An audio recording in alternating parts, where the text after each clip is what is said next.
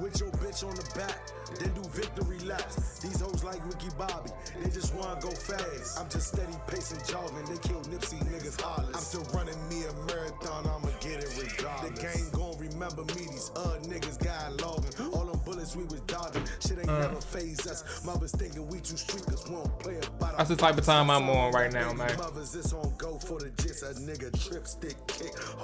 As y'all know, Fred Smoot scheduled to check in. Ben St. Jude scheduled to check in. Big Doug should be on the way. Should be on the way. Got my 2 sisters and little brother on my mother, swear I love him. Extended family, big as hell, I got 100 cousins. Pulling up like Omo Naja, I know these bitches gon' love. And you can near get up on me, I'm steady tucked like a cubby, dummy. Whole hard in the trenches, nigga ask me what I'm benching, triple digits, nigga, don't forget to mention. Whole hard in the trenches, nigga ask me what I'm benching, triple digits, nigga, don't forget to mention. Worse, we only real, nigga. Hey, my whole heart in this shit, locked up forever, nigga. Worst life. Ooh, yes sir, yes sir.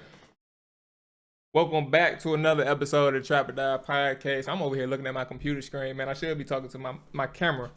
Welcome back to another episode of the Trap or Die podcast. Listen, as we go ahead and prepare to get everybody in this thing, man, I want to go ahead and get a hold of some house cleaning items. You know, I appreciate everybody who always tune in live, man. I appreciate everybody who always in the chat, all that good stuff. Appreciate everybody who just fucking with me right now and fucking with us. Everybody that's involved with the Trap or Die podcast. A couple house cleaning items, admin stuff. If you're tuned in live, listening, whether it's listening or watching later too, that works.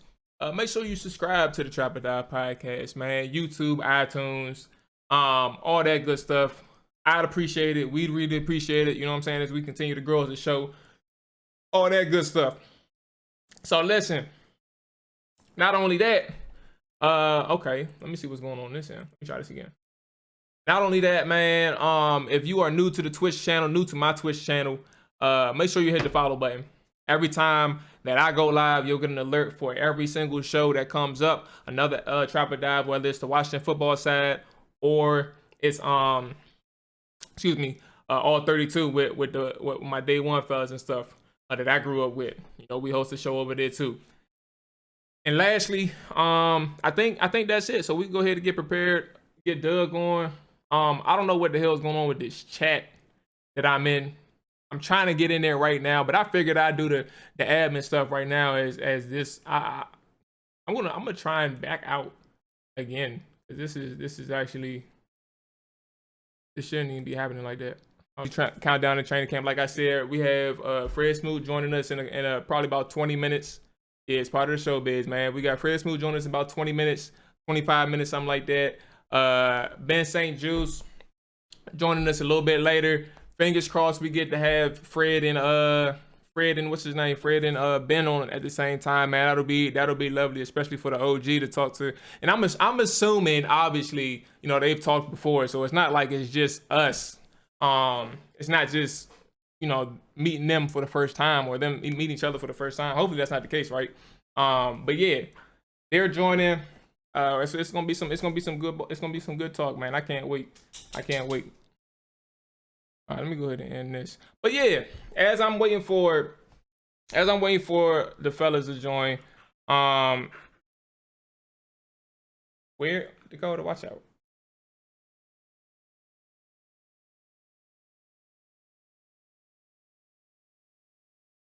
Doug, I'm gonna need you to join the chat. I mean the call, my brother. Yeah. But yeah. Okay, so he's talking about De'Ami Brown. I appreciate you helping me out right now, right? As we try and figure out what the hell is going on with the call.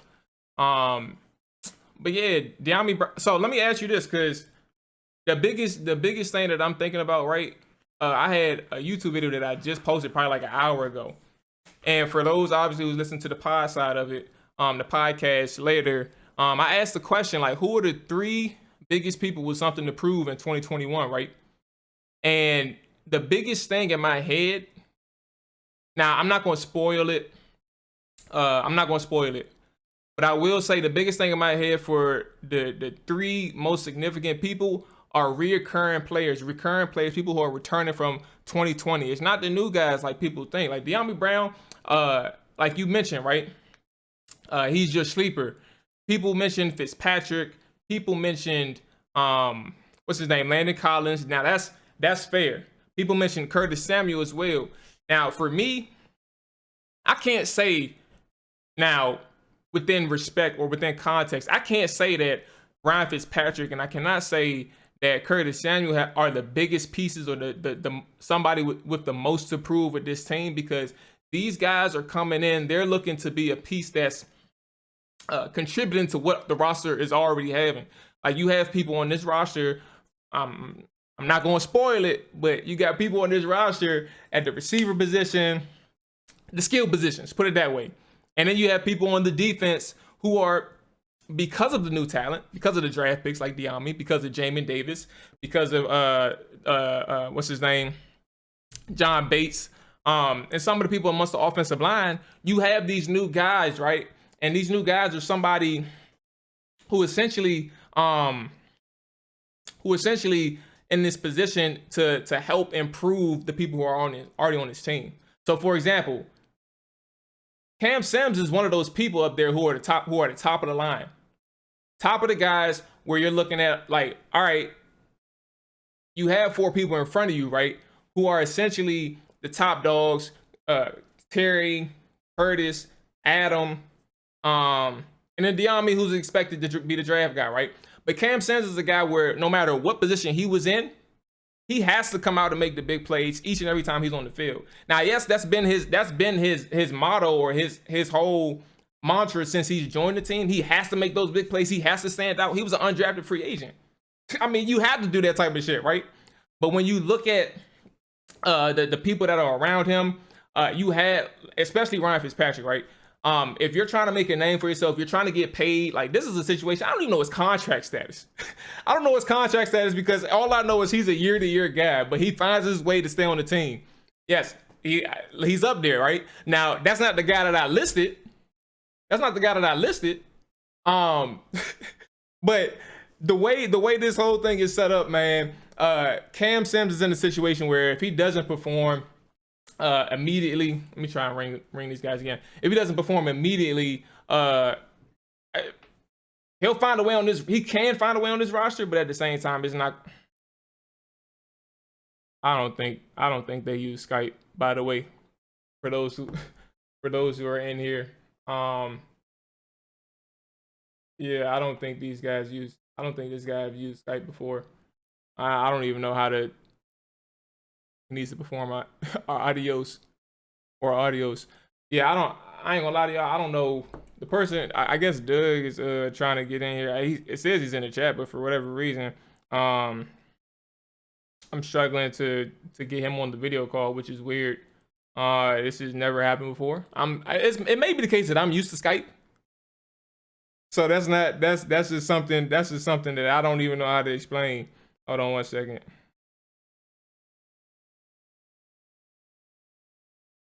All right.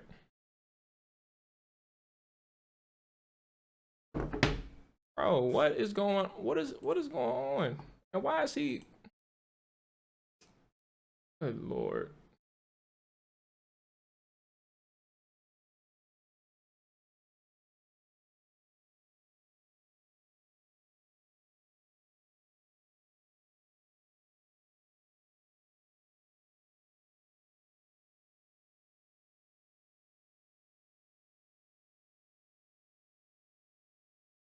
All right. Depth chart is deeper now too. So I guess I'll give one away, right? I'll give one away. And I'll hey, look. Come on, man. You making me smile even more. You know what I'm saying? It's out there. Hey, so look, man, hey, for those who are new who are just joining, as I've said previously, I'm having I'm trying to get these guys in the call, but for whatever reason, things are happening. And that for whatever reason they can't get in the video call, or Doug can't get in the video call. So I don't know what's going on right now. AJ and Dre are scheduled to join soon. So they'll be in the chat shortly. And speaking of which, yeah, I can now. I don't know. Yeah, I'm about to say, typically I just send the link, they click it, and they write in the call. So I guess it is what it is. Now you hear, and I got somebody to talk to. I got somebody's voice to hear. All right, so here we go. Actually, let me finish this right quick, right? But yeah, I'll actually include you into this conversation, right, Doug? So first and foremost, here we go. 1 second. Here we go. First and foremost, man, we got Big Doug, half of the Big Douglas Show. Obviously, if you're on Twitter and stuff, you kind of know him within the Washington football community. He covers mainly the Washington football team, but does have a variety of guests covering DC sports in general. First off, outside of the difficulties, because it took us a little minute, man, but appreciate you joining us. And how's the day been treating you? And everything been good? It is good. I had not done the Skype before, so it took me a minute. Every time I got in, it said no go for you, and I was like, all right, let me try this way. So it was very frustrating, but I'm honored to be on the show. That's for sure. Absolutely. See, I was telling my chat, man, that the way things were going, because I've never had something where I had to make a new chat because for some reason I couldn't join my old one. I was like, I don't know if Doug ever used Skype before, but it makes sense. But I mean, you're new to it, so it's all good, man. Things happen, but definitely appreciate you joining me. Dre and AJ should be joining shortly. And to start things off, man, I was in the middle of a conversation with the top 3 players that I felt like had something to prove in 2021. And my criteria before I even got to like the player that I was going to mention was just the fact that it wasn't some of the new guys, like in my head, right? It wasn't some of the new guys that would be joining the team in 2021. It was some of the returning players from 2020 or who was already previous on his roster who had something else to show out. Like Ron already knows these guys, right? Ron knows these guys. They have some type of idea of what they want this offense, what they want this defense to be, things like that. However, as this roster continues to improve, as the talent continues to improve, things like that, some of these younger guys have to step up. They have to. And one of my guys on my team, on my 3 was Logan Thomas. And before I even go further into Logan Thomas, I want to get your opinion on some of the guys who you think in 2021 has to step up, specifically the returning guys, not any of the newer guys. And I know I dawned this question on you just now, but if you got somebody, let me know. I do. I can think of a couple off the top of my head. I think John Bostic has got a lot to lose this year. I think the young linebackers are making noise. Heinicke, Hudson, guys like that have been on the team for a couple of years. I think Jimmy Moreland. The numbers are surprisingly good for him if you look at like PFF and things like that. But that corner room is getting a lot of competition in it. And off the top of my head, I can't think if he plays special teams because that'll be a huge thing for him. And of course, the health of Landon Collins. Yeah, for sure. You know what I mean? For sure. I had to kick my dog out for a second, so sorry for getting up from my seat, man. She started. She saw me up here talking for 15 minutes by myself. Brought up the squeaky toy and said it'd be a good idea to start screaming and playing with the ball right by the microphone. It's not ideal, man. I had to kick her ass out. You got a big shepherd, if I'm not is that right? Husky. And as I talk right now, yeah, she's over here scratching at the door, like, let me back in. I thought this was our room. It's not just your room, but yeah, it's a husky, man. So yeah, you named a couple people, right? And the reason why I named Logan Thomas is you're talking about a guy who's entering his 5th year as an NFL tight end, and he's 30 years old. He finished the season with 66 catches, somewhere, I think 60-something catches, like probably about 600-something yards, and also had probably about 5 or 6 touchdowns, man. And that's 1 year. So your biggest question when you talk about somebody like Logan Thomas is, was that shit an anomaly? Like, was that shit real, or was it something where it's like, okay, the stars aligned for him this one particular year. Now we got to see how it plays out in the future, because there's no telling he's going to be able to replicate what he just did or even do even better. So I feel like with him having Ryan Fitzpatrick there, and if you are a Taylor Heinicke fan, you know, if Taylor Heinicke ends up getting the start, he'll have somebody who can trust him and lean on him. The question is, can that guy and Logan Thomas step up? And that was my third player on that list was can he step up? And I'm not sure he can do it. I got faith that he can at least be consistent and produce similar numbers, but I don't know if he'll be able to top that. Like, I think that's his threshold. If I recall the number right, Alex Smith was third in the league last year on third down, throwing short of the sticks. 80%, and yet you still got a guy, and don't forget, I mean, the tight end coach, they went out and found Logan Thomas, right? Like, I mean, they said, this is the guy, he can do it. So I think they're high on him. I think having a quarterback, I personally think it will be Fitzpatrick, that is willing to pump the ball down the field. You act Mike Gesicki down there in Miami, how he liked having Fitzpatrick on board. And I think he'll tell you he was extremely happy with how his numbers look. So I don't know. I personally think, I mean, to your point, he needs a big year for this team to succeed. There's no doubt about that. I personally think he's in for a big year, a better year. So were you thinking? Because is he topping the numbers? You don't have to give specific amount, but you think he's capable of topping the numbers that he had last year? We're talking like 60 catches, 600 yards. He's capable of producing more? I think so. Again, don't forget, I saw this number the other day, and I keep saying it because it just stupefies me. 80 receptions for McKissick last year. 80.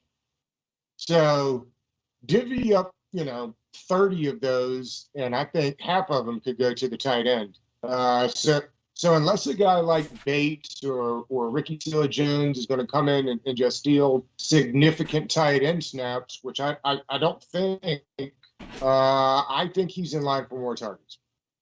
Okay. Hey, look, fair enough, my brother. Fair enough. So look, man, we are gearing up for training camp. A week away.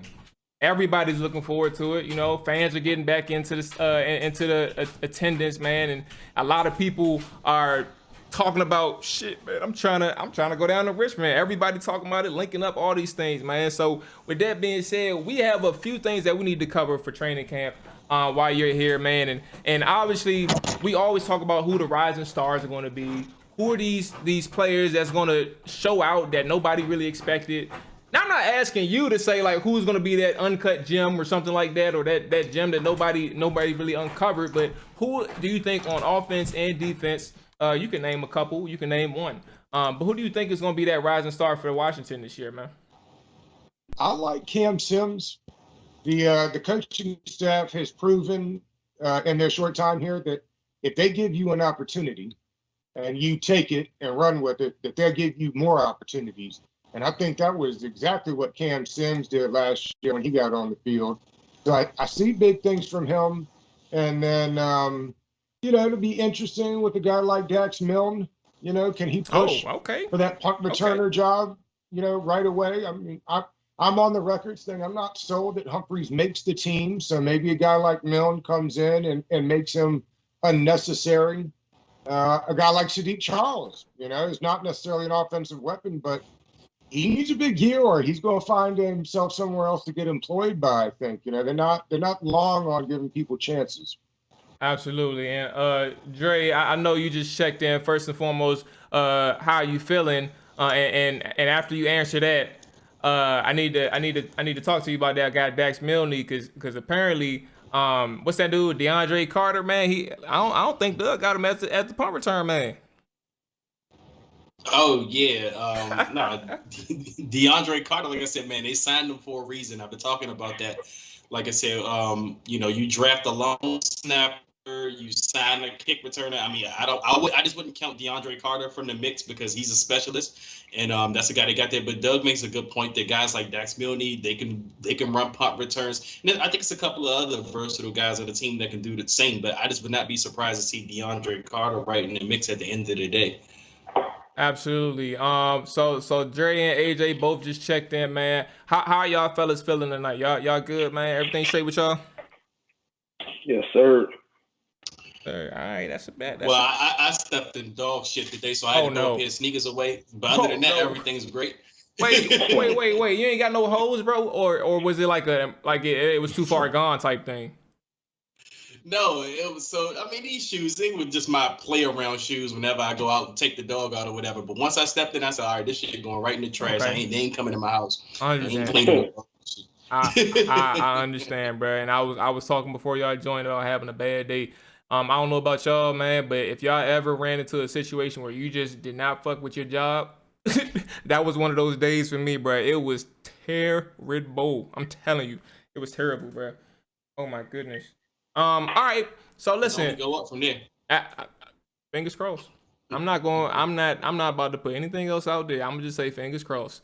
So I asked Doug before y'all came in, who will be the rising stars for Washington this year, or who will be a rising star, not rising stars, but who will be a rising star? And obviously, he mentioned when you came in, Dre, he had mentioned Dax Milne as a potential, because he wasn't necessarily sure about Adam Humphries making this roster. He doesn't think it's a guarantee. Where are you all at with rising star for Washington? Whether it's offense or defense, you don't have to name both, but if you have somebody for both sides, go ahead, plug it in. Who you guys thinking about?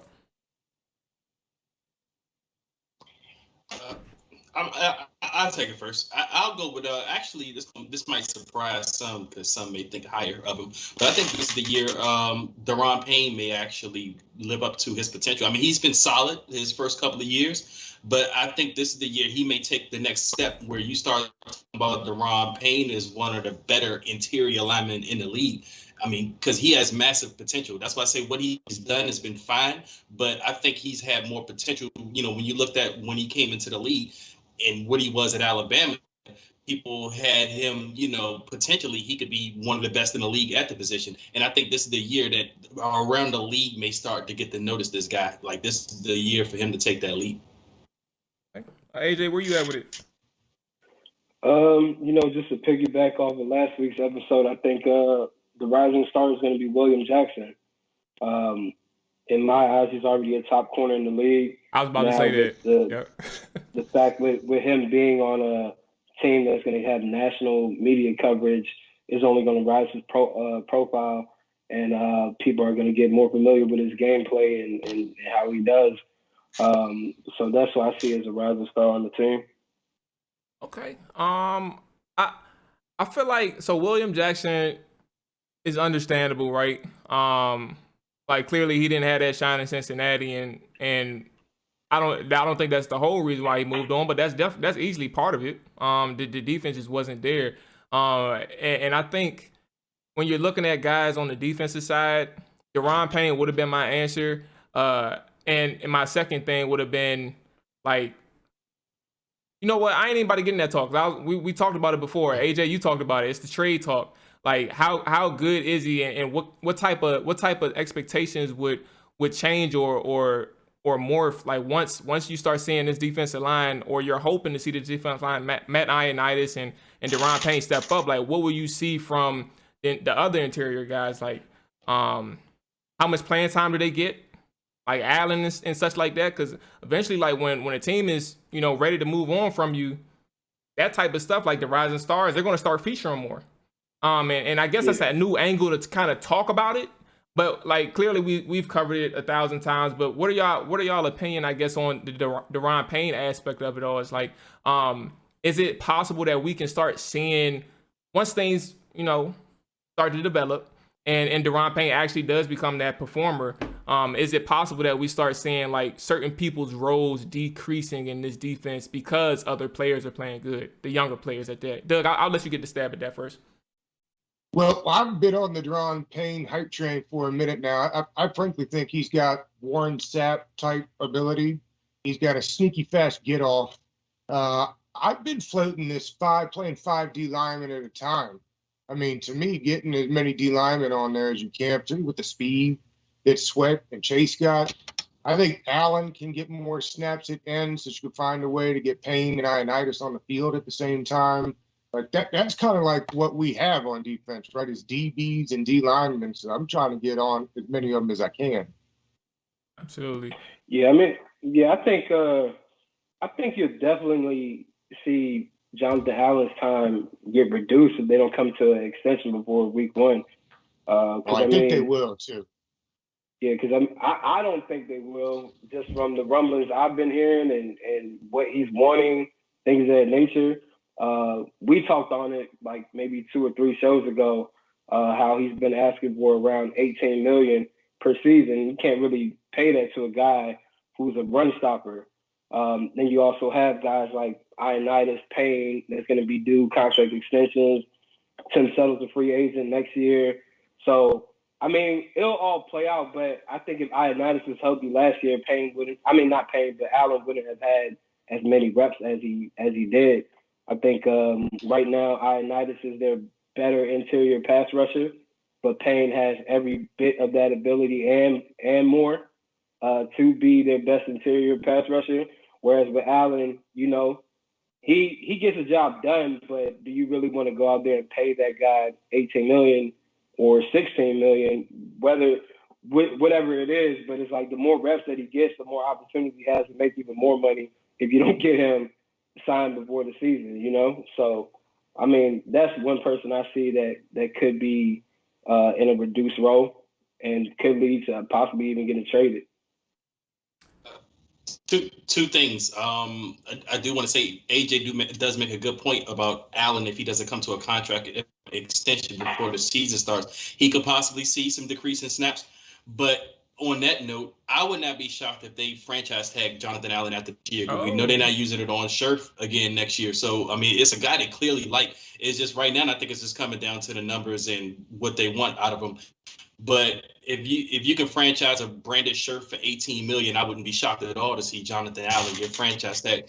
And going back to the snaps distribution, one thing people have been forgetting about that before Matt Ioannidis got hurt, he was definitely seeing the lowest snaps between the 3 of the guys, between him, Allen, and Payne. He was getting less snaps, and that's, like I said, he may have been the best interior. He still probably is the best interior pass rusher right now on the team, but the coaching staff that's there now saw, I guess, more in Allen and Payne to want to give them 2 more snaps. So that's something to keep in mind going forward, that it may take a lot for Ioannidis to kind of leapfrog those 2 in snaps, because he didn't get it last year to start the season off over. How many games did Ioannidis play last year? Was it 2 or 3? It was 2.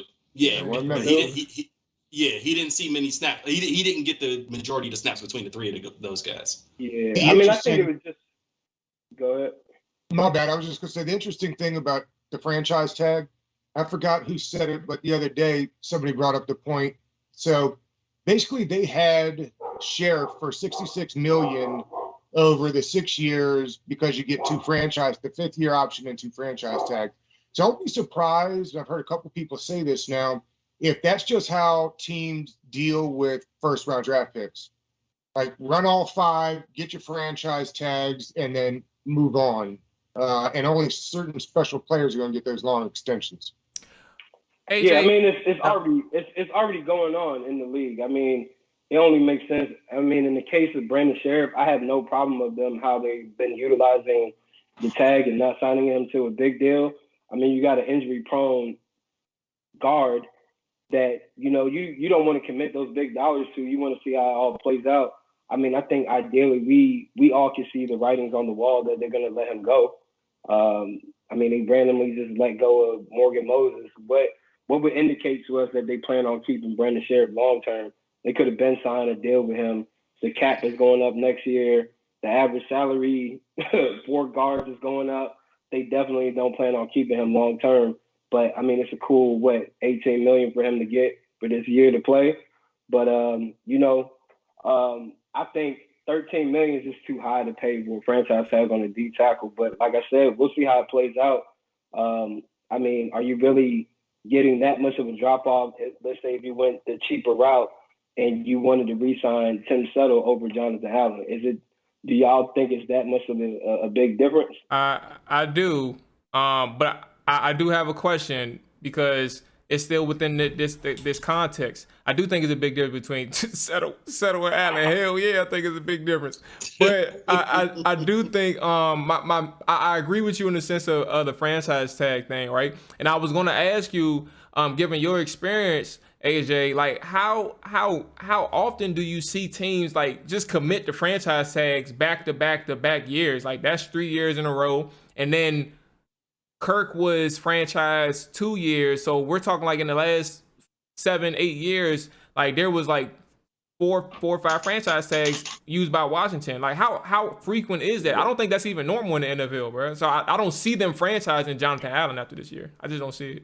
I mean, it's been happening more, and it's more so on the agent strategy because you can guarantee those funds. You know, you can go ahead and get tagged 2 times or whatever, and get the highest amount of your average position, and still go out and sign a max deal somewhere else, or even with that same team. So it's kind of between the agent and the team. The agent might want to push for that. So by pushing for that is submitting in crazy ass offers and just seeing if they might stick. But in actuality, the long-term plan is to get the franchise tag. That's kind of how Kirk Cousins played it out. They ended up getting the tag multiple years, ended up signing a fully guaranteed deal elsewhere, then got another fully guaranteed extension over there, and he's made so much money for inadequate play at quarterback. So it worked in favor of the player and the agent. And sometimes you just got to play it however the cards deal itself. But I mean, it's just one of those things. I really haven't. When we had JP and John on, they haven't really heard of much movement in regards to the extension. So I think that's very telling. Okay. All right. All right. That's that on that. But I do think it is a big drop off. If y'all had something to say on that, I'm not that confident in Tim Settle that he can carry. But I do think if you're moving on from Allen, you definitely going to keep around Payne and Ioannidis. So I kind of feel like I get it. I think that there's still some security blankets in place before you have to worry about like, is Tim Settle going to step up? This is my opinion with it. But I was gonna say my last thing on it is, while there's a difference between Allen and Tim Settle, first off. But I do think if one of the positions you're going to say is expendable, it's going to be defensive tackle. So if you look at Jonathan Allen strictly from a talent standpoint at his position group, you'll say, okay, it's expendable. But I think what John Allen brings that they really love is leadership, and that can't be matched by a lot of players. And he's probably the biggest leader on that defense, and Chase is being groomed to be one, but he's also learning from John Allen. I mean, John Allen, he does it by example. He does it with speaking. He does it in the media. So you could tell the coaching staff has really picked up on that, and that's what they really like. So that's something that's kind of hard to replace in a locker room. Yeah, I mean, but I also think a lot of that is what the fans see. In the locker room, they'll give you a different answer in regards to that. But it's still one of those things like, would you be comfortable paying, like, I'll ask this to you, Dre, Jamal, and Doug, would you be comfortable paying Jonathan Allen $16 to $18 million when you have to extend in a couple years paying Chase Young, McLaurin, Antonio Gibson, Ioannidis, and other guys? Are you comfortable allocating $16 to $18 million on Jonathan Allen, who is not getting you high numbers in sacks at all? What they give Leonard Williams this year? 20, 21. Let me see. So I mean, that's the number. I can't remember. 17, 18 is the number. I'm sure that's the number he wants. I don't know. I would imagine that they try to spend. I mean, they don't have to worry about Chase Young for another 5 years if they don't want to. They don't need to worry about Montez Sweat for another 3. That was the beauty of trading into the first round for Montez Sweat, is that they paid an extra second and got the 5th-year option. So they really get to kick the can down the road on this defensive line, which kind of is the whole focus of the football team for a while. So I don't know. I think they really like Allen a lot. And and would end up trading Daron Payne before they did Allen. I'd actually be surprised if they don't have a deal in place for Allen. I'm just shocked. Where you at, Dre? I mean, Doug brought up a great point with Leonard Williams' contract. I mean, I just looked it up myself. Leonard Williams makes $21 million a year. He got $45 million guaranteed. I mean, he's an elite defensive tackle, but that would make me I wouldn't mind paying Jonathan Allen what AJ said, 16 to 18 million, looking at Leonard's contract, because that's just what it's the market right now. The market is overinflated at a lot of positions right now. It's just looking a lot different. But also I do see AJ's side, whereas we probably have more in the tank in the interior than the Giants have, whereas Giants probably were more desperate to make that move for Leonard Williams because there's a significant drop off in guys after Leonard Williams on that interior line. So I can see it from both points of view. But if it was up to me, I would keep Allen because he's solid. He does his job. And I think he had one of the best seasons in the NFL last year as an interior lineman without the sack numbers. But he does his job in the leadership. Like I said, you can't question the leadership. Sometimes you've seen guys plenty of times here. They leave when they were the leader of the locker room or whatever. And then you see a drop off in discipline. So I would keep him. And they paid tackles in Carolina. Yeah. Yeah, look how it turned out. I'll take a visit to the Super Bowl right now. Hey, We'll see. Well, I'm very interested in that part to see what happens because, I mean, with New York, they gave Leonard 21, but they also traded picks for him, so they had to. Once you trade top picks for a player, you have to give them that extension. You pretty much don't have no wiggle. That's the GM's fault, not the GM did that by giving picks up. Yeah, definitely. So, I mean, we'll see how it play out. So, Dre, I just want to acknowledge before I transition, that was probably one of the best balanced answers I've heard in a long time. You didn't pick a side until you had to. So I respect that. And for everybody who was in here again, Jared, what's going on? Jared said I can see them packaging Allen and Sheriff and some picks in the trade for a quarterback. I'm not gonna lie to you. I don't think that's happening. First and foremost, because it'll cost Washington a lot to trade Sheriff at this point. And then Allen too. I don't like packaging both of them together. It's probably not ideal. And then Cam Sims ain't returning. He ain't returning no punts. We're moving on from Cam Sims or the idea Steven that Sims. Oh yeah, no, yeah. He said Cam, so I knew what he was talking about. We're moving on from that too, Doug. It's no Steve, it's no Cam, no Sims, none of the Sims at returning nothing. So as we're getting ready for Ben St. Juste to hop on. I messed up last time when Khan was in here. Get your questions in now if you guys have any questions for Ben, because that way when it's time to ask some questions, God damn it, I won't forget to read them when the time comes. So if you got questions, send them in now so we can have them, and I'll scroll through and get some for Ben to answer. With that being said, we go ahead and transition to camp again. The biggest camp battle for Washington football team. Fellas, we touched on training camp a little bit last week with Jarrell, but we didn't go too far deep into it. Doug, again, I'm gonna start off with you on this one. For you, training camp, preseason, all that good stuff. What battle are you paying attention to the most? And what position or whatever, what position unit, whatever. What are you paying attention to the most? Well, for sure, I think the most intriguing is wide receiver. And I've said this before. If they're going to keep 6 wide receivers. And the top 3, I think, are easy, right? Samuels, McLaurin, Diami Brown. I think Cam Sims is a lock to make the team. And then you've got 3 more guys for the 6th spot, or two of the 3, right? So Harmon, AGG, and then Humphries. And that's why I said I think it's hard for Humphries to make this team, particularly if Dax Milne plays well. So I'm looking for that one. And the other one I'm really interested in is the corners. I think that your guy that comes on later got a real shot at starting outside sooner than later, so that they can kick Fuller into the nickel where he really is much better than he is outside. He was good outside last year. better nickel, and I think they like St. Juice outside. He's real long, and they drafted him for a reason. Dre, where you at with it, boss?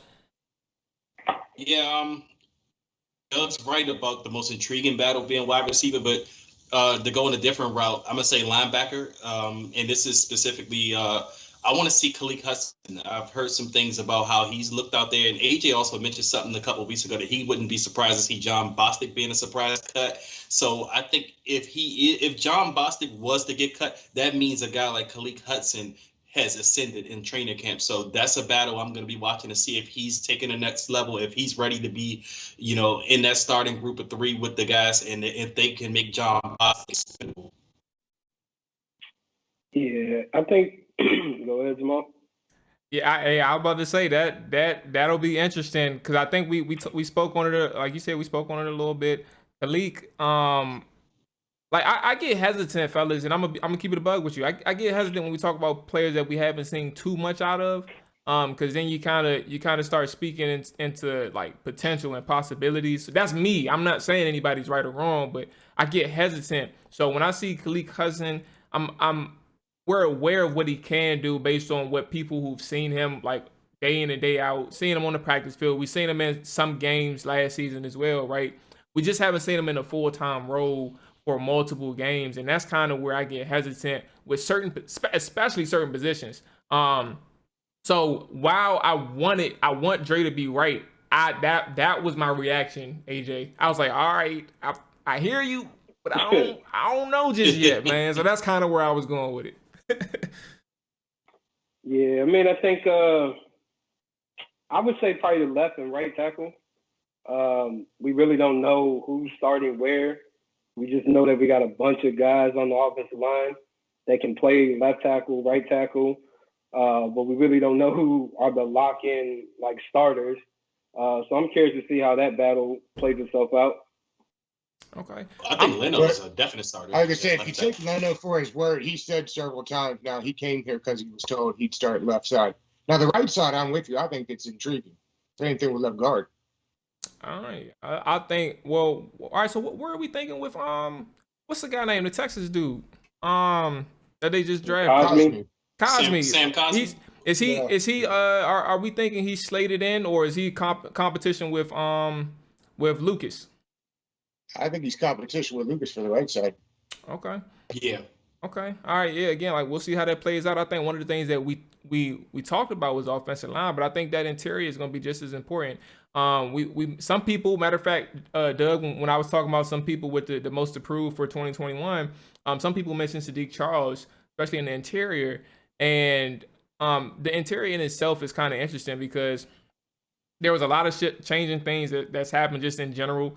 Now you have Eric Flowers back, and then you have Sadiq Charles. I don't think they're going to try him on the tackle at all, so it does come down to how good he plays in the interior, and can he stay healthy. What we saw him for...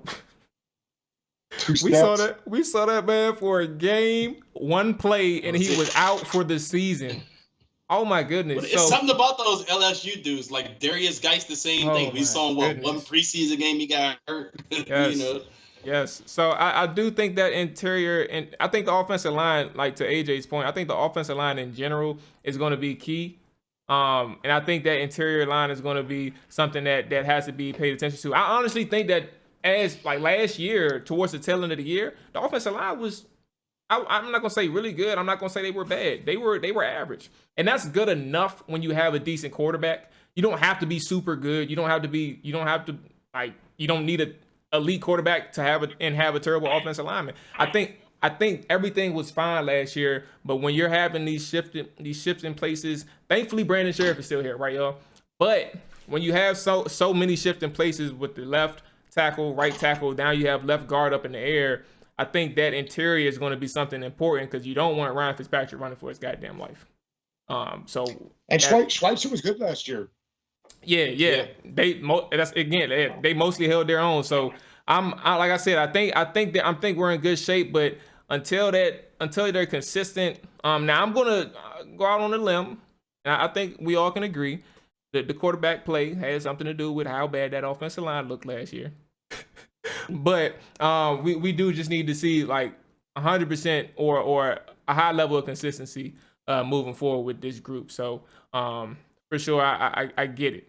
So Doug, last thing, man, because I definitely appreciate your time and the time that you gave us today. How would this season play out in your opinion?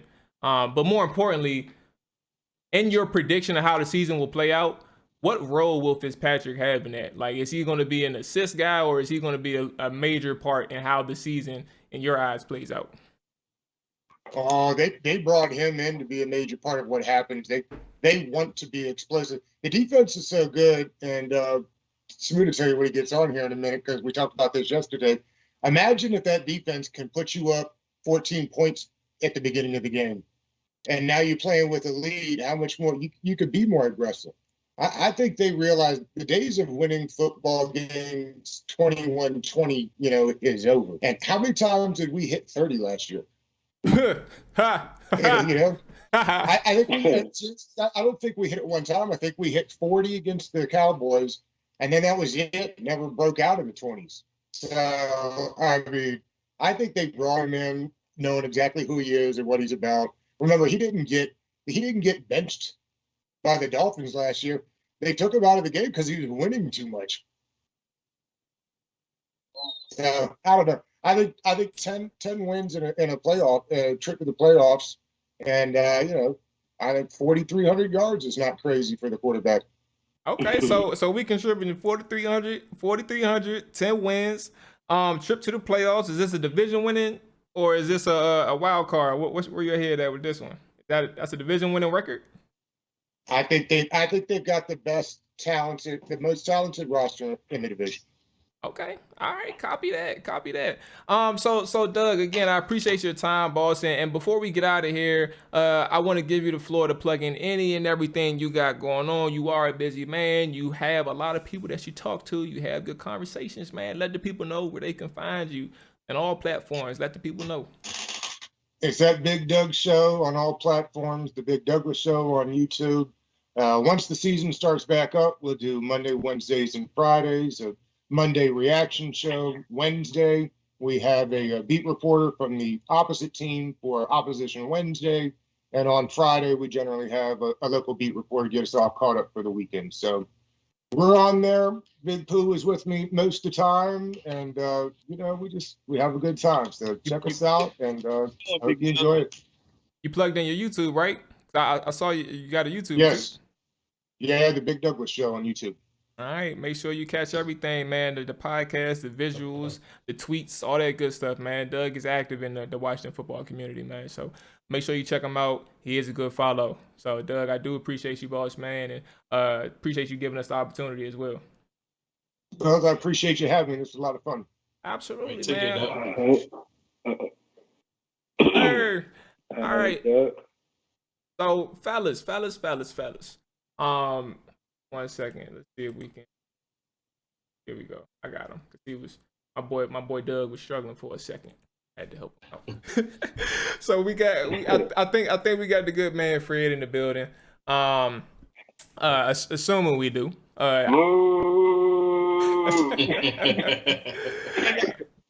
So we do got. Is Mike muted? Oh, is it? Is Mike muted? Oh, it wasn't. So he probably wasn't. Or maybe the voice. Can you hear me now? They go the boss, man. They go the boss, man. So we do got to. What happened? I will make sure y'all can hear me. Copy that. Yes, sir.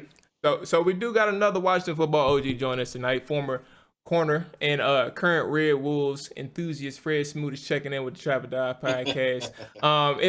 It's been a long time coming, Smoot. I'm excited to finally have you on and work through AJ obviously to make this happen. So Fred, how are you doing tonight, man? Everything good with you? Hey, first of all, y'all are getting, this is a one in a lifetime interview. Y'all are getting Fred Smoot live. I stepped out for this interview, so I'll make sure I talk to y'all and talk a little trash to y'all. So I'm going to start off by ragging you a little bit. First of all, when you said we were going to Skype, I was like, man, I might well use a payphone to call this guy. I thought I was going to come out. Oh no, man! Look! The Skype thing got to talk your trash. You know what I'm saying? But I don't know why people sleeping on Skype. Skype is a beautiful way to make sure everybody's on the call and get these conversations going. I don't know. Clearly, I mean, you know what I'm saying? He stepped outside to talk to us, and obviously we appreciate him for his time. Assuming he can hear us, as we gear up for another football season, Fred. Let me ask you this: back when you were playing, obviously outside of playing the game itself, what were some of the things you were looking forward to as you were going into another year as a pro player? Like what was those highlights of a season or off season that you got ready for when a new season came along? Well, when that new season come, man, first of all, you know how cherished that is. A lot of people don't get to play a long time in this league. So every time, you coming in the year and you probably finna make this team and get another year to live a dream, that's all you anxious to do that. But, the thing is, the question is, what have you done 4 weeks before you report? That's the question. What have you done for your body? What kind of shape are you in? Did you actually get some rest? That's the thing about it. Sometimes we go so hard in the off season, you think you resting, but you're not really letting the body rest. So everything comes in full fold. And the one thing that you always know, no matter how good a team you had the year before, they will never be the same year in and year out. You're going to have new teammates. Definitely. Absolutely. So because you mentioned about the previous years, and that was actually something that I thought about when I even asked that question. You ever had? Now I know this happens to everybody, man. It don't matter what level of football or what level of sports you're on. You have these thoughts. But what teams, I guess, would you have looked back and said, like, if you had done this or you have done that? Not you in particular. I'm just talking about the team and that itself and how it moved. Like that season, your team could have been a problem that year. Like what year was that? Or like it don't even have to be Washington because you was in Minnesota too. So what year was that for you? When you have those moments or thoughts. It's a couple of times where we went on these runs. I always go back to my rookie year with Martin Schottenheimer. Marty had us going. We started off slow. I think we started off 0-5 and rattled off 7 or 8 straight wins. And we was doing this with Tony Banks at quarterback. All right, that's how much defense we have, and Stephen Davis could run the ball. I thought if they brought Marty back the next year, that we would continue to get better, and we would have eventually made the playoffs and kept making the playoffs. And the year, I think that was 07. I think that's the year Sean died. Yeah. We had a team that was a total problem that year, and we went to the playoff with Todd Collins, man. They just tell you the team at the time, man. So I have played squads, man, but I've always been at the mercy of my quarterbacks. I've never had what you call great quarterbacks, and when you don't have great quarterbacking for long stretches of time, you're not going to win for long stretches of time. But I did have Dante Culpepper for every bit of 2 quarters. He got hurt in our first game. Every bit of 2 quarters. I think it's me. I think the first quarterback jinx the NFL ever had. If I was on your man, hell nah. But I do have a question about Dante. But Dre, you know what I'm saying? Because you guys know, Dre and AJ know, I'm the youngin of the podcast. They ain't, you know what I'm saying? They're a little bit older than me. You know what I'm saying? I ain't gonna put their age out there, but they're a little older than me. Did you have any? You had any thoughts about that Marty Schottenheimer year, Dre? About how things unfolded? Because obviously, I wish, like looking back at it and how the stories unfold, I wish we had Marty for a little bit of time. But clearly, some things just didn't pan out. Yeah, no, I think. Oh, go ahead. I was gonna say, the Marty year was I wanted to keep Marty so bad because it was just 1 year, and they turned around that season after that Carolina game. It was like they looked like a team we hadn't seen for a few years, and it was only going to get better. We would have at least been San Diego what they were with Marty. So I mean, I would have kept them. But for Fred, I wanted to ask him because I remember that 04 season. That 04 season with Joe Gibbs' first year, the defense was really coming into their own that year. You could tell something special was brewing. And Fred had a hell of a year. That's when he entered free agency. But Fred, I wanted to ask you, what factored in your decision that year to enter free agency? Well, yeah, we had a top 3 defense that year, and Greg had us humming, man. We was on point. But we didn't just lose me that year. We lost Antonio Pierce, who ended up winning the Super Bowl. Giants. We lost a lot of people from my class only because we were still paying standards. We were still paying people that weren't even on the team. We were so deep under the cap that the only deals they could offer me was so terrible that I was like, man, I got to make a decision. I don't want to leave. Like, so we wasn't arguing. So it wasn't never to a point where we got in there and we couldn't. We just went on the same page. They just didn't have any money under the cap at the time. So they couldn't give me the offer I wanted. And I told Coach, I'm going to go do what I got to do. But eventually I'll be back. And eventually I talked myself into coming back. I went, sat down with the front office in Minnesota, asked them would they trade me back to Washington. They said, yeah. If I talked to Washington, I called Coach Gibbs. And literally he worked everything out. And I was back in Washington within 24 hours. Hey, that's sweet, because you typically don't have those type of experiences for guys who get drafted by a team and leave in free agency and get the opportunity to, reunite with the old coach and team. So that's dope. But curious question, outside of Minnesota that year, who else were you possibly thinking about signing with? Were there any NFC East rivals that were interested? Well, the Cowboys was in the picture. Oh. I was going to. I'm glad you didn't do that. Damned is not to listen. Also Pittsburgh, but the Minnesota, they kind of sold me because of the other guys that they was bringing in. Like that year when I signed with them, we got preseason, we was picked to win the Super Bowl. And that's because we had Kevin Williams and Big Pat Williams in the middle of that defense. We had me, Antoine Winfield, Darren Sharper. We had DBs. We had everything. And we was picked to win that thing. And Dante got hurt the second quarter of the year. Yeah, So that's crazy. So what I wanted to ask you, Fred, coming out of Mississippi, your hometown, then getting drafted out of Mississippi State in 2001, you're a second round pick. You're now about to join a team that has at the cornerback position in the cornerback room, Deion Sanders, Darrell Green, and Champ Bailey. But right before training camp or what have you, Deion decides to retire. But you're still in a cornerback room as a rookie with Hall of Famers, some of the greatest to ever play the position. How was that experience for you? Like, were you intimidated? Were you comfortable? Did they make you comfortable? Did they help groom you in any aspect? What did you take away from being around two Hall of Famers, two of the greatest to ever play the position? I was around three, because you got to realize Prime didn't actually retire for them 2 days until training camp started. So you had the OTAs and minicamp. Prime was, that's what I designed my game after. So meeting him from the door was kind of jaw-dropping. I had just played in the SEC with Champ, so I was very familiar with Champ. And then you got the great Darrell Green in there. So I remember my first conversation with Marty Schottenheimer. What the hell did you draft me for? Like, what are you doing? And he was like, nah, the puppy's going to start. You and Champ going to be the starters. So I was like, well, damn. So not only am I going to get to meet and learn from these guys, like he's putting me in that thing and giving me a chance to go win this position. So, that's all I wanted, was a chance to go win a position. And, and the rest of it is history, because I was starting by the first preseason game. So, and then not only, a lot of people don't know, my first number was 23. I wrote it for like a mini camp or two. And then Deion gave me 21, because he told me he was going to retire and then he was going to go play for the Ravens. So he gave me 20, gave me his Jordan cleats, gave me pretty much everything. I took his locker and everything. So that was jaw dropping for me to have my idol, basically say, here, replace me. And that was crazy. So by the time the season started, I had all the confidence I needed. I knew you got an interception game one. And your swag was already up there.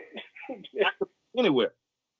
Hey, so as you can tell, Fred, AJ and Dre are holding it down for the years that I wasn't around, that I can't remember all the time, man. I had a Fred Smoot jersey, man. I literally had a Smoot jersey, so I was a big fan. Yeah. That's all that means. That means you got good taste, brother. Hey, so listen, man. So back when Clinton had joined us early on, like a couple months back when we had just started this thing, right? And we had asked, actually, matter of fact, one of the viewers had asked, like, one of his, the common Sean Taylor stories and stuff like that. But the thing is, when he asked that question, We didn't know the answer that he was going to give, right? So initially he said he was talking about one day, like right before training camp or something like that. These fools took a trip from Virginia back down to Miami to go out on a night of drinking, going to the strip clubs, Henny, all that good stuff. And something happened where, I don't know what happened. They ended up making it back to Virginia. Point is, they did all that in one night, just simply got up, left, came back. When you're in the NFL as a pro, you get the money that you make.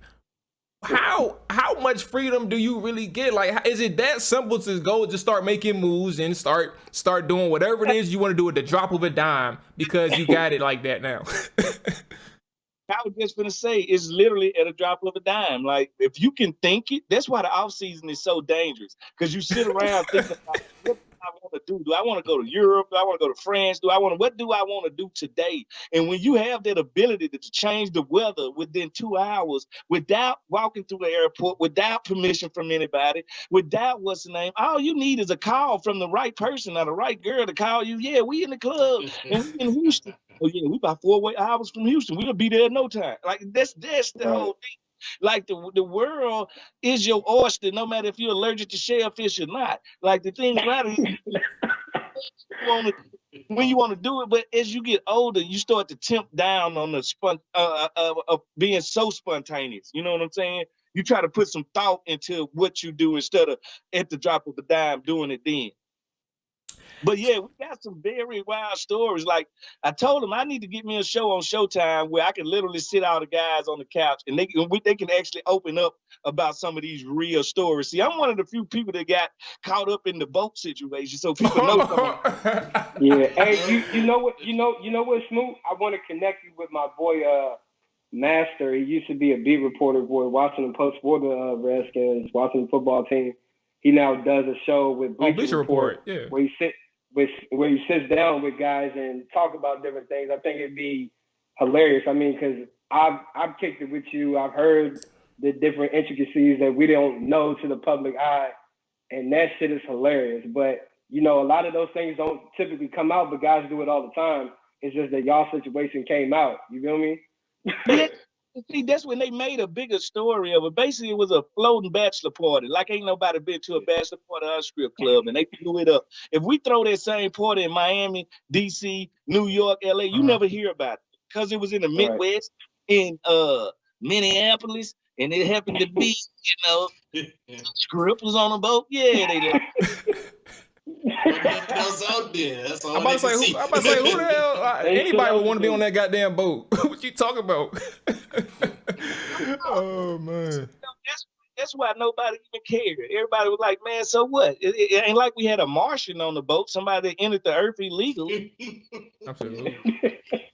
Hey, so look, one more question about the off season, just in general, man. Like, what is one thing during your prime? What was one thing that you just said, fuck it, I'm gonna be ignorant? Like, what was that one thing that you bought or that you spent money on? You said, I'm gonna go ahead and be ignorant with this one. I don't care. I'll make the money back. Oh, all right. Well, one time, here go. I'm gonna give you a spot 80, and I'm gonna give you a spontaneous buy. All right. One time, home to Jackson, Mississippi, and me and my homeboys just chilling, man. You know, when I go back home to Mississippi, Jackson, we just trying to slow down, chill in my old neighborhood, drink, talk shit to each other. And then Clinton called me and said, hey, man, I'm throwing my All-Star weekend in Tallahassee. No, in Gainesville. But he said someone's going to be in Tallahassee. So I said, all right, forget it. I said, I'll come down there since I'm already in Mississippi. So I called the private bus company and I rent this big, gigantic private bus. And then I get on the radio in Jackson, Mississippi and say, whoever meet me in this grocery store parking lot in the next 2 hours can come with me to Florida for the weekend. What? Right, that's what I'm saying. Hey, that's what's up, dude. So now I got like 40, 50, I'm talking about hood on the bus. We traveling. Listen, I had to pull up to the hotel and buy like 20 rooms, and we go down there and ball out for 3 2-3 days, but I promise you this, it was named the Soul Bus after that. And then after we left Gainesville, I literally rented 2 cars, and me and my other homeboys, we went to Miami for the rest of the trip, and we sent that damn bus back. They was too much, man. You can't shop around that many grown. Yeah, especially all them people you don't know. Oh, no, Hell nah, that shit dangerous. Hell nah. I knew it. Because, you know, when you grow up in the hood, man, you Oh, know you other talking about- hoods. okay. You know You people, talking about man. Mississippi, yeah. There wasn't nobody that I didn't know on that thing. Okay. But like I said, it was just one of those trips. I was like, do I regret this trip or did I actually have fun? What did you have fun? I'm about to say it bet depends you what you were drinking, you know what I'm that saying? statement. And the Oh, company. no, I had fun. You got to realize with all these people on the bus, you know how much liquor and how much supplies. So we ain't got to pull over for nothing. We ain't got to pull over for nothing. So it was a crazy trip. And I could probably say my craziest buy is I literally ran into Allen Iverson one night at Dream, and we was kicking it at Dream. And when we came out of there, he had this black Rolls Royce Phantom. And we went and we partied the rest of the night, and I rode in it. I got up the next day, hungover and everything, and went to the Rolls Royce dealership. And I got Hey, listen though. Hey, that gotta be an amazing feeling. Just I ain't gonna. I'm over here. You know what I'm saying? Just think about it. That's an amazing feeling. Talking about you can wake up and go buy that shit. I wish I could do that. Yeah. I wish I could do something like that. I could wake up and buy a fucking a Toyota if I want to. I can't buy no. That's all I can do. God, Still gotta have a car note. Right, exactly. Still gotta have the car note, bro. Hell. So. football. Free, man. You play football when you like 5, 6, 7, 8, 9, 10 with just dreams. So you put so many how should I say pro bono hours in that when you finally do get paid, it is your just due. You know what I'm saying? So at the end of the day, you literally put 15 years in it before you even know if you got a chance or not. Like how many people do that? If I told you that's what you got to do for a job that 1% of the world gets to do, would you do it? How many people would do it? Because I don't know a lot of people do it. They want the end game. I don't think they're ready to put the front side of the game into it, you know? Absolutely. Yeah, and that's one thing, Fred, I wish fans could get more of a glimpse of, you know, when they make these ridiculous comments on Sundays after games or during games. Like, they don't understand how much sacrifice professional athletes put in to, you know, get to this point and sustain. Because like you said, a lot of people don't get privileged to have a longevity career in any league, whether it be NBA, NFL, MLB, NHL, whatever. But yeah, man, it's definitely great that you enjoyed yourself in the career that you have. I know Mual said that was his last question, but I have one last question for you. In a little bit, we're about to have rookie cornerback Ben St. Juste on here. You being a top player at your position during your career, how do you feel about Ben St. Juste adapting to the NFL, and what do you like about his game? And do you possibly even see him starting this season for Washington football team? That's so funny you asked me that because, you know, I be working with the team, so I had to do all the media. So I had to do his first interview after being drafted. And I love this kid. When y'all talk to him, ask him about them Jordans that he gave the Pope. He gave the Pope Jordans at the Vatican. So this kid, he saw a lot, he's seen a lot, and he's done a lot. And I'm gonna tell you the truth, not to toot my own horn. He reminds me of me coming out of college. He's just taller, but when I came out of college, I was considered at 6'1.5", a tall corner. All right, very tall, very skinny. He's very tall, very skinny, but he's very quick in the inside, and he could play outside corner, he can play slot, he can play free safety, he can play strong safety. Mark my word, this kid has a chance to be the defensive rookie of the year. Yeah, I said it. That good. And you know who has the record for the most interceptions as a rookie? That's me. All right, and who got talk your shit, Fred. consecutive season leading the team in interceptions. That's me. Now, this is the first time that I feel threatened. I feel totally threatened by this guy to break all of those records. And if he break them, hey, so be it. I'm there with him. Hey, so listen, Dre, before cause Fred's been good to us, man. We definitely appreciate your time. Dre, did you have anything?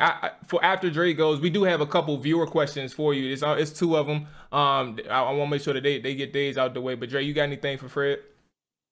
I got one more thing for Fred, and this is something that Jamal, you need to learn too.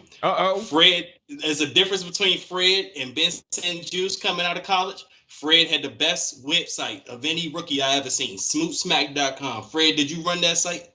I ran that site and I did that. And you know what? I sold myself short because if you look at what the criteria for what Twitter is, I started Twitter with Smootsmack.com. It's was the first on that let people interact verbally and have verbally spars. I started that. And see, if I'd have went to Vanderbilt, I'd probably be on the Twitter now, not talking to y'all about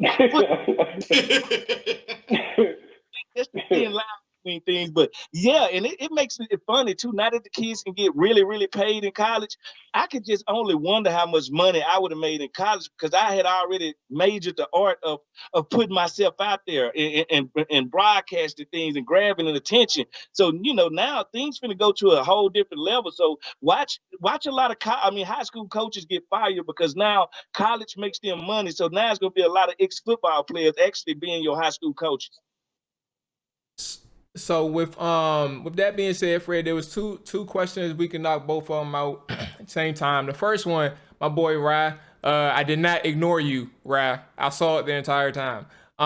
He wanted to know if your 40 time was still up there. But secondly, my other boy Nick just asked during your time again, during your playing days, who was where is it at? He was like, who was your toughest receiver to guard? Toughest and easiest, I guess. I mean, you are in the business of shit talking, so I guess the easiest one is something that you can mention too. But yeah, that's what he wanted to know. Hey, the easiest ones is the ones that got quarterbacks like Nate Peterman. Like the end of the day, if you have no quarterback, you have no chance against good cornerbacks. And that's why I tell people most of the time my squabble is not with the wide receiver, it's with the offensive coordinator and the quarterback. All right, because if you have Randy Moss, but you got Patrick Ramsey throwing him the ball, Randy ain't got a chance. But if now you get Brett Favre throwing him the ball, now that's going to be different. So the wide receivers, man, now it's some freakish guys out there, man. It's the Randy Mosses of the world, the T.O.s of the world, the David Bostons of the world, the Reggie Waynes, the Steve Smiths. These guys going to give you hell Sunday in and Sunday out. So it just going to happen. But they at the mercy of their quarterback, though. They always at the mercy of their quarterback, just like I'm at the mercy of my pass rush. Now, what was their first question? The first, the second part was more so who was the toughest one to guard, or is it simply just it just all depends on that defensive line that you got? It's always depends on the quarterback. The quarterback dictates the play. Okay. The quarterback, a great quarterback throw out routes out of bounds. The receiver always catches them with his feet in bounds with the ball out of bounds. Bad quarterbacks throw that out route where I can go pick it off. See, that's the difference in the art of the game that most people don't understand. So it's all about the quarterback. And I tell people, if they made it to the NFL, they ain't got to be Randy Moss. They can give you hell on any given Sunday. That 1% that make it to the NFL, all these guys can play. Some guys just get more opportunity than others. But from the guy that you don't know his name to the guy that's been in 10 Pro Bowls, they all can give you hell. All right. Hey, Fred, I want to ask him another question because he was talking about quarterback play. Yeah. How do you feel about Ryan Fitzpatrick being the starting quarterback? Because it sounds like Ryan Fitzpatrick is the perfect type of guy. If you were still playing the league, you would like to face because you would have a lot of opportunities at running that thing back with pick six.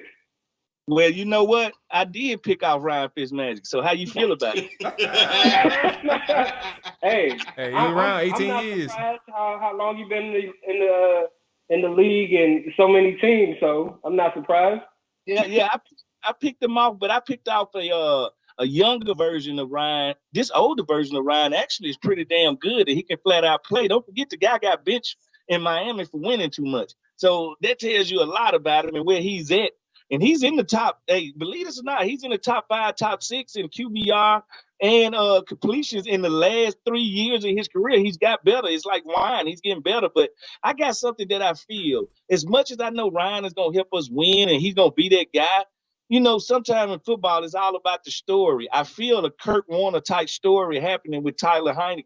I just feel if Ryan Fitzmagic missed just 1 or 2 games, he'll never get his job back again. I feel that Tyler Heinicke would get in there and really become Kurt Warner of the Washington football team. Yes, the guy that comes out of nowhere that was bagging grocery that turns into a Hall of Famer. I gotta feel it. So I actually featured, because somebody had mentioned that in the news or quoted you, and we had talked about this some time ago. And I think one of the things that I would ask you at this point, because I was going to ask about Fitzpatrick in the ceiling with this team with him, but I guess if you compare the two, and for your opinion, Taylor Heinicke, Fitzpatrick, which team led or which quarterback led team has the higher ceiling for 2021? Is it that Taylor Heinicke team in your opinion, or is it Fitzpatrick? And that's so funny because they the same exact guy. One a right shoe and one a left shoe, but they both Jordans. Like they have the same. They both can make some plays outside the pocket, but they're not the fastest. They both anticipate passes really well, and they both gamers. So they are the same. You got to just ask yourself: do you want a more experienced version, or do you want the younger version? And I think that's the only thing that separates them. But I just think, and I just got a feeling, around week 7, week 8, Heinicke is going to get in the game, and we're going to wonder why he never was playing in the first place. Now,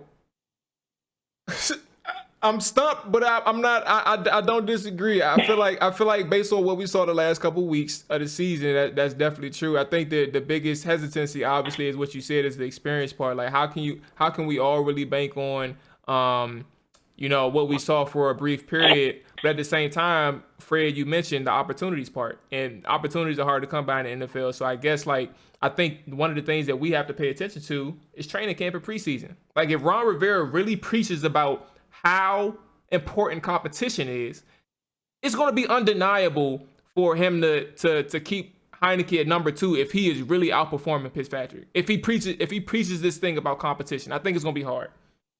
But we will see, though. That's the great thing about it, man.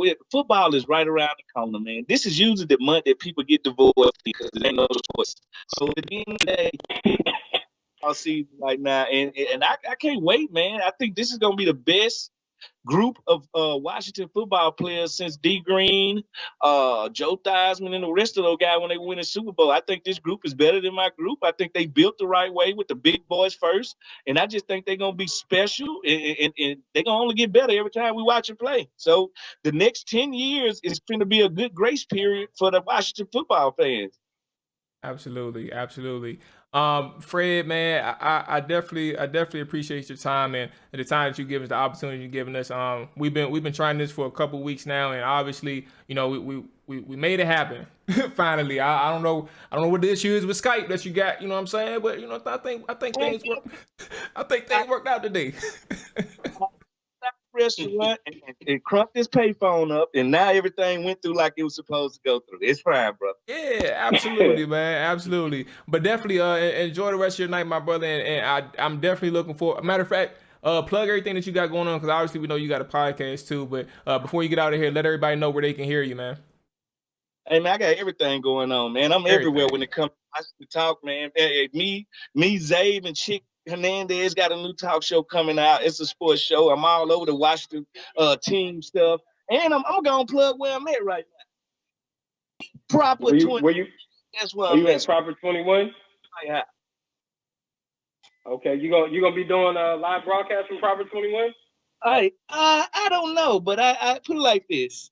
Most of the time when I'm around stuff, I got some interest in it. I already know. Shout out to my man Harrison. Mm-hmm. And Thomasina. Mm-hmm. Mm-hmm. All over here name dropping this shit.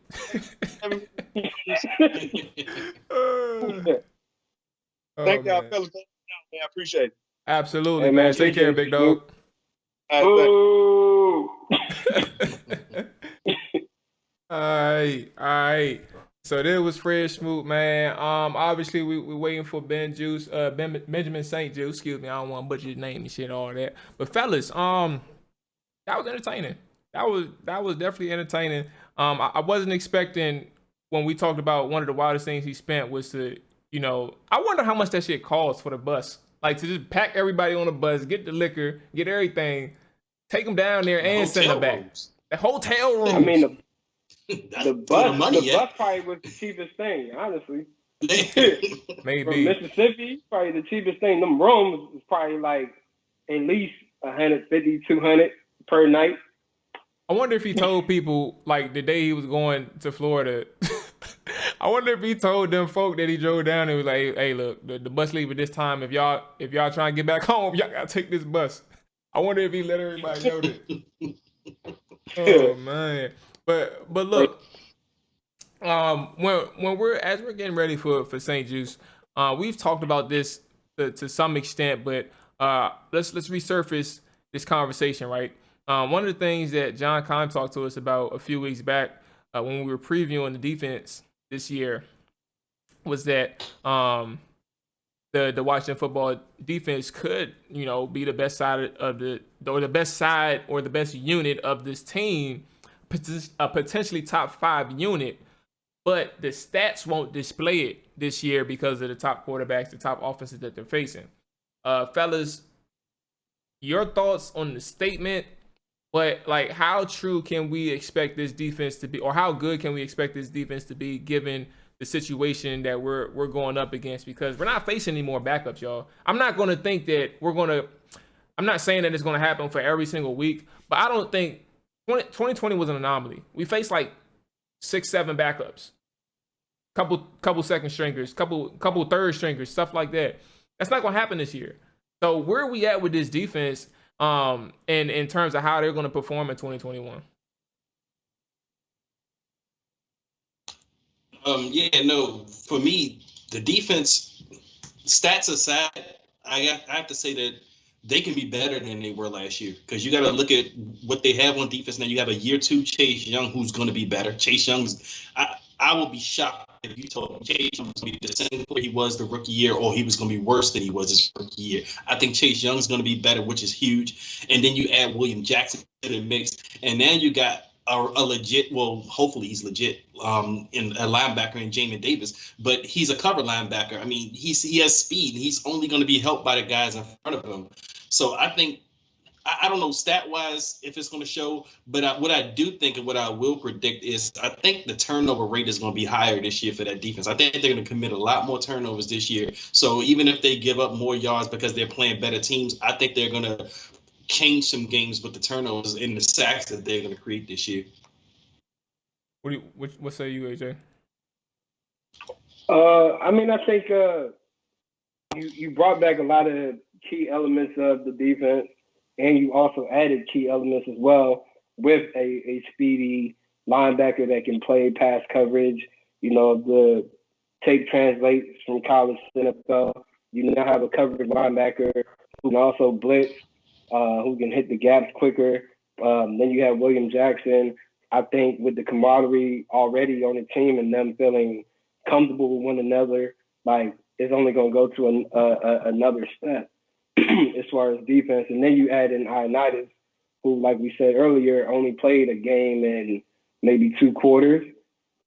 So it's like you now have a different rotation that you had all season. You now can keep guys fresher, things of that nature. You can move guys around. You have so many different things that you can now do defensively that you were kind of handicapped last year, and you still had an elite defense. So I think the sky's the limit. I think they should be number 1 in the league in defense and should be creating more turnovers. Now, so here's my thing though. I definitely think, no doubt, this is a top 5 unit. I think that they're a top 5 unit. My concern is the run defense. We had a debate for some time when we talk about like who was at fault more. Matter of fact, AJ, when we talk with Rob, like we always talk about, is it the defensive line or is it the linebackers, man? Who was more at fault? And I think that last year, like when we had those conversations, that was kind of before the season started. Really, the season started, and they were still struggling on both sides. Like I felt like it was the front seven in general who was struggling to just maintain their run integrity or gap integrity, but also the linebackers just wasn't there when they needed to be there. So my question is, like, I don't know to what degree we can really call this team an elite defense yet. Elite, I think, is top 3, but I don't know if we can call it an elite defense yet. if they can't even goddamn stop the run like consistently. Because anybody who wanted to run on them could. Yeah, I mean, but at least it wasn't Cowboys run defense. You feel me? Like, I think a lot of that had to do with the poor linebacker play. I mean, you had guys sitting in the wrong gaps or guys waiting for the play to come to them instead of just reacting on the ball. And I think that's the main reason why they used their first round pick on Jamin Davis, because they seen in his tape at Kentucky that he wasn't waiting for the play to come at him. He was going at the play. Like, he was reading the gaps, he was reading his tackles and different things of that nature, and being comfortable within the decisions that he was making and not waiting for that shit to come to him. He was literally playing ball fast. And I think a lot of the linebackers didn't do that last year. So it kind of hurt their run defense, and probably the D-line felt like they had to overcompensate for the lack of feeling comfortable that the guys behind them were going to hit those gaps. But, I mean, I don't remember how many elite running backs they're playing this year. I know they are playing a lot more elite quarterbacks who get the ball out quicker. So maybe the sack numbers might be down a little bit.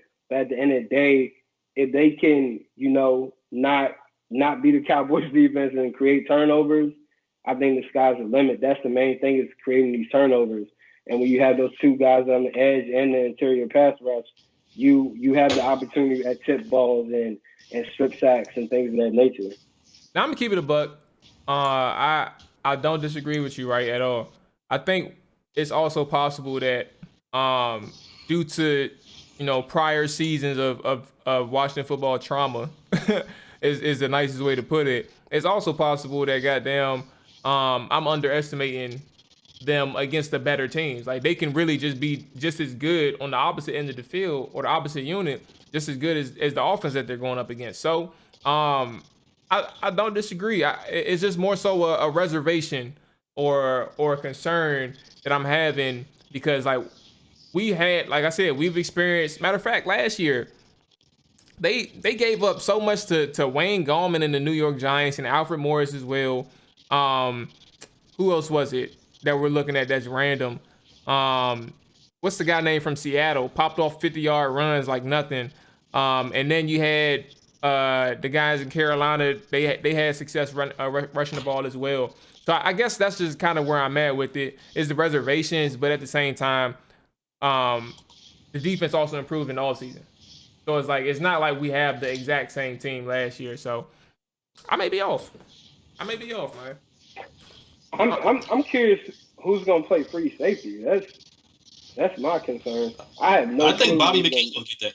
The Miami guy. I don't really know too much about him playing free safety though. Like, that's my thing. Maybe I got to go do a little bit more research or what have you. But I don't really know of him being a free safety per se.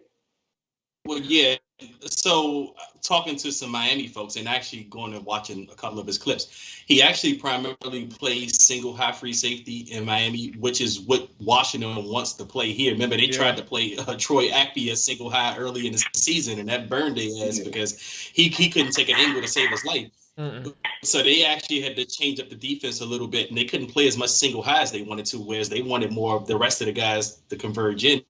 So now Bobby McCain did that in Miami, which Miami is actually moving away from this season, which kind of made Bobby McCain expendable, and they got a couple of guys to play that position. So it was actually, for me, well, on paper, it's the perfect marriage. I mean, you have a guy who played primarily single high free safety at Miami, and you have a defensive coordinator in Jack Del Rio who wants to play single high free safety a lot. So I think that's going to be your starting free safety to start the season, because last year after Troy Aikman went down, they had DeShazer Everett. He stepped up, but he's not a true free safety. And then Jeremy Reeves, I think he's the only other guy that's closest to free safety on the roster. Derek Forrest, the new guy that they just drafted, I think he's more of a strong safety. He even said so himself. So I think Bobby McCain got the position locked down. So let me ask you all, hey, y'all, you heard what Fred said, man. Ben is capable. Well, in his opinion, he said he's capable of playing multiple positions in the secondary. Matter of fact, if I'm not mistaken, it's been a couple months, you know what I'm saying? I'm not that good with the memory thing. But they said initially when he came out that he had potential to play safety. The coaches, not on the coach's side, but there was questions like from scouts or armchair scouts and stuff like that he can play safety, right? If I'm not mistaken. No, you're right. They definitely had him projected to play all the cornerback positions and free safety. But just talking to Ben personally, he's just been dedicated to the cornerback as of right now. I mean, of course, things could change as people could get hurt, one of those things. But as of right now, from just like my personal conversations with him, they have him just locked in at corner and haven't really had him do any reps at any of the safety positions. And when y'all talk too, AJ, is there like how put it this way, like in his tone when you had your conversations, in his tone, like what his level of confidence going into the year, like is he shooting for that starting role? I mean, I think he's just gonna play whatever role is asked of him. Of course, I would love if he could answer that for himself better. Yeah. Right now, we don't really know what's going on, but I know personally he was traveling back from his hometown. Maybe there's some things that happened at the border. Who knows? Trying to get back here to DC area. But I mean, from my conversation with him, he's comfortable with whatever role they ask of him. He's just trying to learn and be an asset to the team. Whatever comes with that comes. But like I told you guys, I believe that he could possibly be the starter, as you heard from Fred Smoot, who works for the team and has been around it, hands-on. He said the same thing I said. I didn't say defensive rookie of the year, but, at the end of the day, the kid is tall, 6'3", 6'4", long arms. It seems as though with the signing of William Jackson, we're going to play a little bit more press. He definitely can play that very well. Great feet, like great footwork. So it's like the sky's the limit for him. Just more so, how he reacts to, the preseason games, the training camp, but to mini camp and whatever. Everybody has raved about his game, being able to play the ball and play close to the defender. So I'm excited for him. I think it's just one of those things as a rookie. You never want to just come in and say, hey, it's my job. Yeah. Because you also have people in that locker room that have kids to feed, wives and things of that nature. But Ben is very mature for his age. He recently just got engaged to his girlfriend. They're living together. You don't typically see rookies do those type of things. He's more mature than me. Shit. I'm about to say, I heard stories about engaged. I heard stories about players engaged. talking about don't marry young, like especially in this type of industry. Like that's what people have said and I've heard. So that is respect to him. Yeah. So I mean, definitely. I'll just say for us right now, I'm not sure if he'll make it tonight at this point because I haven't heard back from him. But like I said, I knew he was traveling. At the end of the day, we'll get him on here even next week. Training camp starts next week. Or we'll figure it out during the week if he can't make it by a certain time tonight. But I'm excited for us to have that conversation with him, as I think he's going to be an integral part of the 2021 season for Washington. Absolutely, man. And as everybody who's tuned in live, I appreciate y'all. Look, I've been live for going on 2 hours, and I appreciate everybody who's stuck around. Who's been paying attention to the Fred, Smoot, and Big Doug. Shout out to them. Obviously, like AJ said, things happen. Ben was definitely traveling today, and we tried to try and work on the fly in terms of schedule to get him on and work with him, but things happen. So we will just like we got Smoot. We will eventually have. We will eventually have Ben on, man. We'll be able to chop it up with him, and obviously you all will be able to talk to him as well when that time comes. Fellas, are y'all going to training camp at all, like Ashburn or Richmond? Yeah, I'll be out there. I'll be out there maybe for a day or two. Like I said, I told y'all come out there, man. But it's a weird schedule in comparison like previous years. They're only out there for couple 4 days. Yes, 4 days. Yeah, it's kind of wild. But I mean, either way, my intention is to go to Richmond. But if I don't, Ashburn is much closer to Richmond. So Yep. So yeah, I mean, I don't think really missing much out there. It's just good to just go back out to Richmond for a little bit. You know, see how that goes. But I love the environment, man. Richmond is always like it's not necessarily like it's work for me. Given that I write and all that shit, but at the same time, just being out there, like, cause I love football. We all love football. Just watching everything unfold is just a good environment. And you got the fans, whether it depends on who they like, but they either talking shit or they cheering. So I love it, man. Dre, you going down to camp? Not this year. And I probably would have went, but it's the 4-day thing that's killing me, and it's gonna be probably too crowded. Like, you know, it's not for me. Training camp isn't too fun when you can't get up and have closer access. That's why I like Ashburn so much better. Like, I was at Ashburn every year. I would go at least 2 to 3 times a year when he was at Ashburn. But Richmond, the one experience I had was just overcrowded, and you couldn't get as close as you wanted. And for me, it just took the joy out of it, because I'm already driving an hour and a half to get down here, and now I'm not even enjoying the experience. So no, I'm not going to check it out. I'll just wait until they end this contract and get back to Ashburn. VIP now, man. You plugged in, Dre. Show up, be like, hey, look, man, I'm here with my boy AJ. Let me in. Yeah, AJ be the first person I hit up. I get down there. Yeah, I'm shooting for Ashburn, man. I'm gonna be out of town for Richmond, unfortunately, but I'm trying to get back.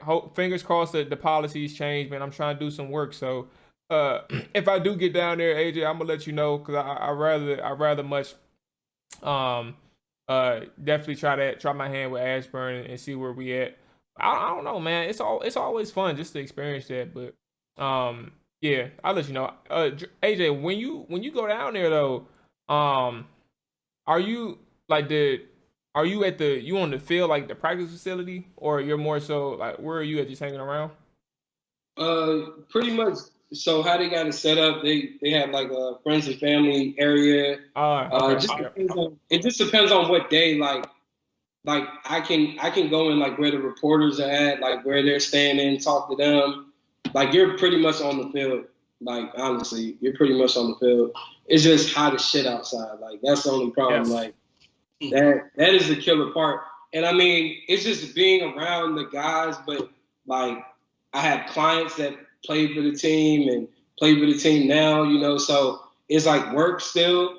But I mean, it ain't really shit to do. It's just getting closer to training camp, you know, the football, and seeing people getting hit, and just seeing how players maneuver in the one-on-ones or the 7-on-7. But, I mean, at the end of the day, it's just good to be around professional football and smell that air and hear them helmets hit each other. Like, that's what I'm missing like crazy. I can't wait until we get even this basic-ass Hall of Fame game in, you know? Yeah, I need that. I need some overreactions. That's what I need. I can't wait to overreact to the first Heinicke touchdown in preseason.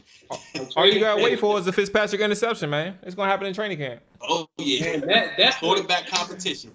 Really, that's one of the main reasons why I want to go to. I want to see how the quarterbacks react when fans are out there, how the fans react to that as well.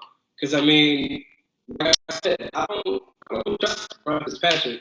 So we'll know next week when them interceptions start rolling in. Well, look. Speaking of which, it's gonna get real different out here. I was gonna say, Ryan Fitzpatrick, didn't he just come out yesterday and say that this is the best situation he's come into since he's been in the league as the guy? He says, as the guy. He said that. So the interceptions start coming in, you go or Taylor Heinicke, like. Nah, I mean, I get it. If you put in perspective, he literally has no competition. Anywhere else he's been at, like in the recent years, it's hard to compete against the number one quarterback that got drafted out of his draft class and number one pick overall. In Miami, you get Tua, who was pick number 4 or 5. Like, he hasn't. Washington, he really has no competition. I mean, he got a nigga that was just in college taking classes. You feel me? And he's getting $10 million a year. So it's like, you know, excuse my language, but that's just the reality. He don't have no comp. Like well, he was speaking more to the system. Well, I guess the surrounding talent around him, because he said when he came to Houston, he was the guy in Houston, but that team wasn't that good when he came to Houston. And in the Miami situation as well, he was there last year before Tua got there, and the team again was one of the worst teams in the league. So he's saying, looking at the overall roster and him supposedly being the guy, that this is the best situation entering, like, team wise. I believe it, and I think I agree, to be honest with you. We don't know how that's going to translate, but at the same time, coming in with the weapons, because truth be told, in perspective wise, there's a lot of people out here who don't think we have enough weapons or a good amount of weapons. All right, okay, go ahead. I said me. Nah, I'm not trying to speak over you. I'm one of them. Yeah, I thought you disagreed with it. I was like, all right, let's hear it. But yeah, nah. So it's some people who kind of think that we're not out here with the perceived great weapons that we think we have, like from a fan base perspective. So yeah, he's in a great spot. He's comfortable. But that's only half the story for him. And when I heard that, I did feel good for him, because he's had a rocky career in terms of stability, and more so on his fault. That's his fault. But you know what I'm saying? It is what it is. It is what it is. All right. No Ben, but we will keep you all updated. Again, like I said, one time we like when we put things out there, we mean it. Things happen, especially when it's live. It is what it is. We keep it pushing. But when Ben comes on, when Ben's around, the next time I put a tweet out there and I mention his name, it's for real. It's for real. Y'all on Ben to have, man. He's really trying to do everything to get on the show. Like I said, he was supposed to be back in town a couple of days ago. But of course, like as we all know, we're traveling and COVID restrictions. It's already hard enough to cross the border into Canada. He was able to achieve that. That was his first time back home in 3 years. So now trying to get back, I'm pretty sure he ran into something with the border. That's the only reason why we don't have him on the show. But we'll definitely have him on. And he's excited to talk to you guys and answer some of these questions. So, absolutely. All right, man. So look, before we get, oh no, Milwaukee is up. Hey, I need Milwaukee to get this L, man. I was gonna catch up with y'all at the bar last week. My schedule got hectic for the Saturday game, so I couldn't really reach out to y'all. But if they do end up losing, I'm gonna check in with y'all boys and try and link up so we can watch this game 7. But all right. Till next time, y'all. Tomorrow, I'll be back previewing the NFC East. For those in the chat, appreciate everybody who watching, all that good stuff. The boys will be back next week. We're talking all things Washington football, training camp, all that good stuff, man. And we up out of here. Appreciate y'all for watching. All right, peace. Yeah.